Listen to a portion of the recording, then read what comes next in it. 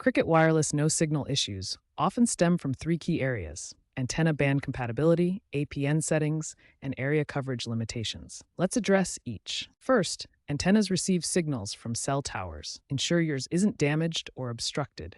Signal strength, measured in dBm, should ideally be around -50 dBm for a strong connection. Cricket uses various LTE and 5G bands. Use a signal booster app to verify supported bands. If your device lacks a necessary band, consider upgrading. Incorrect access point name, APN settings can also cause signal problems.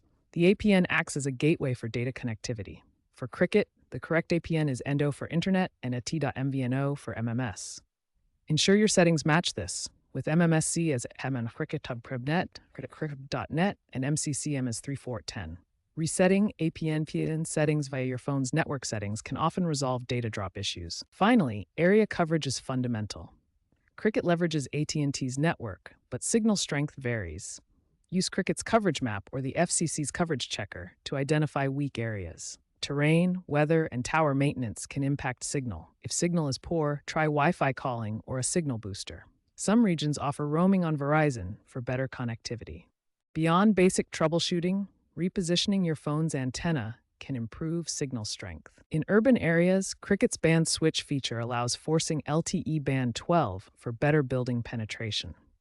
For rural connectivity, Cricket deploys small cell towers in partnership with local ISPs. Cricket aims for 90% 5G coverage by 2026, enhancing speeds and reducing signal drops.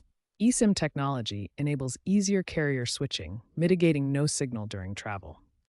AI-driven tools will predict and fix signal issues, potentially halving no-signal complaints. Be aware of disruptions from spectrum auctions, like FCC's C-band rollout. Extreme weather can overload towers, so Cricket invests in weather-resistant infrastructure. Prioritize antenna upgrades and stay informed about Cricket's network improvements. Check their website or FCC resources.